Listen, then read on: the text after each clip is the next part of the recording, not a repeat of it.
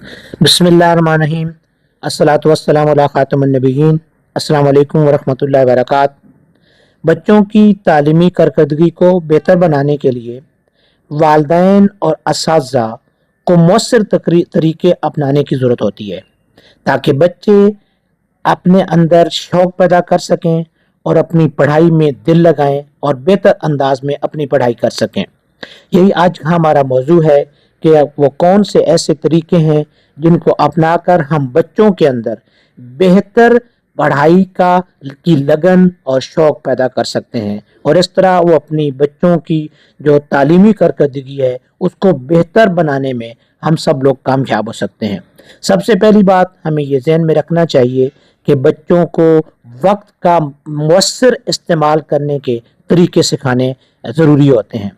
एक रिसर्च के मुताबिक बच्चों को वक्त की कदर सिखाना और इनके लिए मुताला का एक ख़ास वक्त मुकर्रर करना उनकी पढ़ाई की आदत को बेहतर बना सकता है। बच्चों को वक्त की अहमियत समझाने के लिए इन्हें बाकायदा शेड्यूल देने की ज़रूरत होती है कि आपने कौन से वक्त में कौन सा काम करना है। इस तरह बच्चे जो हैं वो सुस्ती से बचते हैं और बेहतर तवज्जो के साथ पढ़ाई करने में लग जाते हैं। बच्चों को पढ़ाई, आराम और खेल के लिए मुनासिब वक्त बच्चों के लिए मुकर्रर कर लेना चाहिए।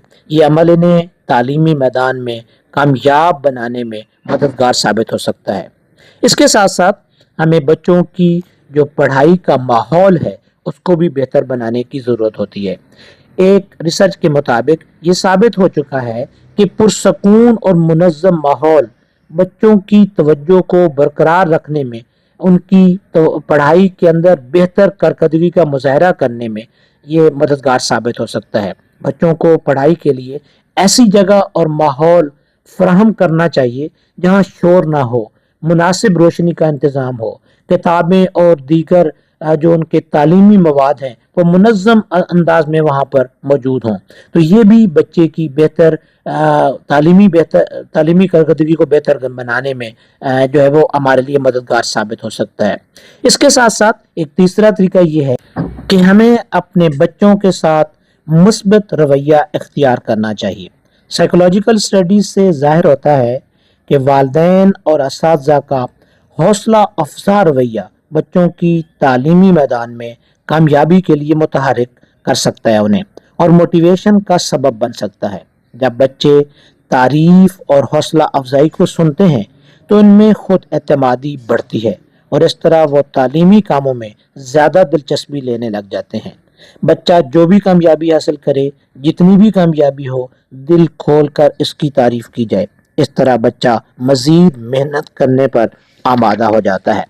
और एक चौथा तरीका यह है कि बच्चों को हमें छोटे छोटे अहदाफ देने चाहिए, छोटे छोटे टास्क देने चाहिए। उनके जो बड़े बड़े टास्क हैं, बड़े बड़े जो उनके काम होते हैं, उनको छोटे छोटे टास्क के अंदर तकसीम कर देना चाहिए। रिसर्च से ये बात भी साबित हो चुकी है कि बच्चों के लिए मुख्तसर और काबिल हुसूल अहदाफ मुकर्रर करने से इनकी कामयाबी के इम्कानात बढ़ जाते हैं। जैसे एक दिन में एक बाब ख़त्म करना या उससे कम सवालात को याद करना, एक वक्त में एक या दो सवाल याद कर लेना।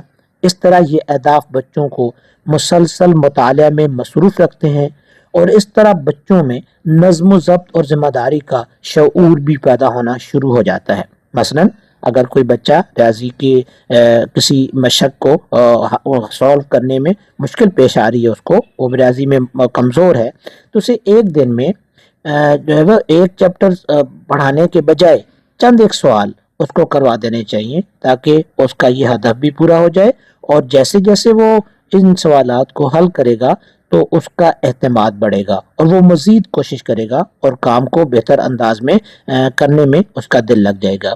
इसके साथ साथ एक पांचवा तरीका ये है कि मुख्तसर तौर पर उन्हें हर काम के बाद थोड़ी सी टाइम ऐसा देना चाहिए जिसमें वो थोड़ा सा रेस्ट कर सकें, अपनी तवज्जो को इधर उधर कर सकें।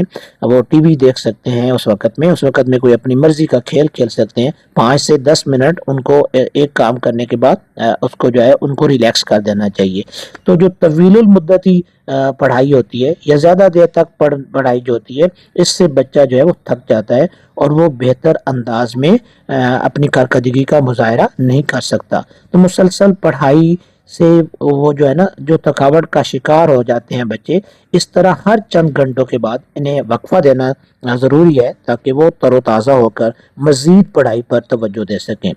ایک اور چھٹا طریقہ یہ ہے کہ دلچسپ عملی سرگرمیوں کا استعمال کرنا چاہیے. ماہرین اس بات کو مانتے ہیں کہ عملی سرگرمیاں بچوں کی سمجھ بوجھ کو زیادہ بہتر بناتے ہیں، اور اس طرح بچہ جو ہے جب کسی چیز کو سمجھ بوجھ کر کوئی کام کرتا ہے تو اس کو وہ زیادہ دیر یاد رہتا ہے.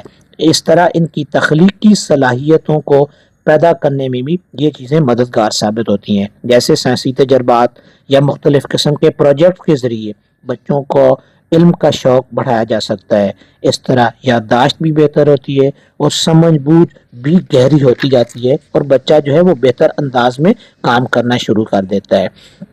ایک ساتواں طریقہ یہ کہ ہمیں بچوں کا مسلسل جائزہ لینا چاہیے. ان کی پڑھائی پر ہمیں بار بار اس کے بارے میں معلومات حاصل کرنی چاہیے. ایک ریسرچ کے مطابق اگر ہم کسی کام کا مسلسل اور باقاعدگی سے جائزہ لیتے ہیں تو یہ عمل بچوں میں علم کو مزید مستحکم کرنے میں زیادہ جو ہے وہ مددگار ثابت ہوتا ہے، اور اس طرح امتحان میں بچے جو ہیں وہ اچھی کارکردگی کا مظاہرہ کرنے کے قابل بن جاتے ہیں. وقتاً فوقتاً ان کی کارکردگی کا ہم جائزہ لیں اور اسے مزید بہتر بنانے کے لیے ضروری اقدامات کریں، کیونکہ جب آپ جائزہ لیں گے تو آپ کو پتہ چلے گا کہ آپ کا بچہ کس چیز میں کمزور ہے، اس کو کس چیز کی سمجھ ہے، کس چیز میں اندر اس کو زیادہ جو ہے وہ اس کا پڑھائی میں وہ زیادہ بہتر نہیں ہے، تو اس کو آپ بہتر بنانے کی کوشش کریں.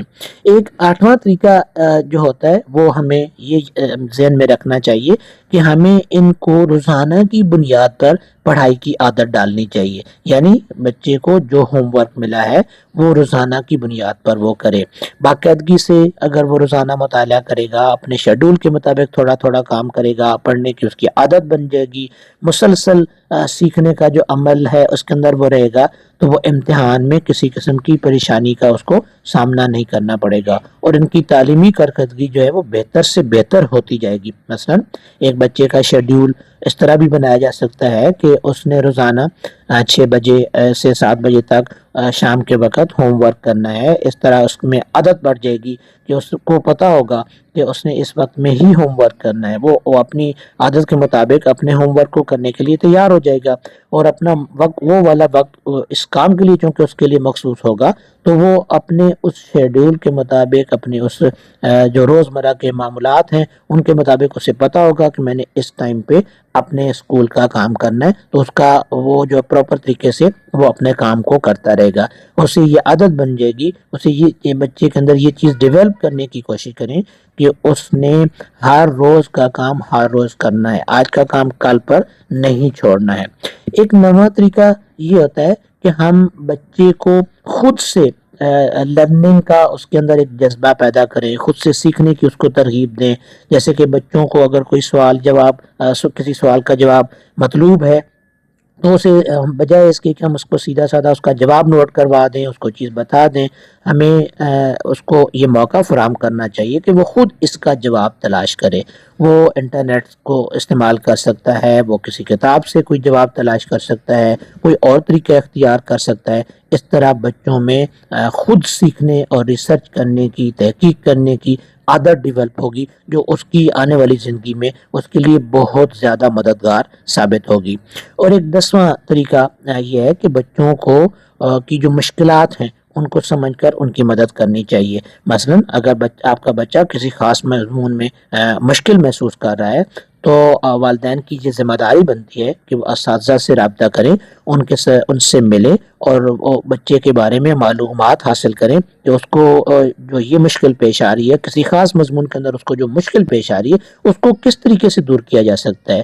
اگر ان کو کوئی اضافی اس کے لیے کوچنگ کی ضرورت ہے، اس کو رہنمائی کی ضرورت ہے، کسی ماہر تعلیم سے رابطہ کرنے کی ضرورت ہے، تو یہ کر کے اس بچے کی مشکل کو حل کرنے کی کوشش کریں. یہ ایک 10 طریقے ایسے ہیں ہیں جن کو ہم استعمال کر کے اپنے بچے کی بہتر تعلیمی کارکردگی کو ہم اور زیادہ بہتر بنا سکتے ہیں، ان کے اندر ایک شوق پیدا کر سکتے ہیں، ان کو کام کرنے کے ساتھ ان کا جو لگاؤ ہے، جو محبت ہے، وہ پیدا کرنے میں ہم کامیاب ہو سکتے ہیں۔ اور جب بچے کے اندر یہ چیزیں ڈیولپ ہو جائیں گی تو آپ کا بچہ خود بخود پڑھائی کے اندر خود بخود کام کرنے میں اس کی عادت بن جائے گی، اور وہ بہتر انداز میں اپنی تعلیمی کارکردگی کا مظاہرہ کر سکتے ہیں۔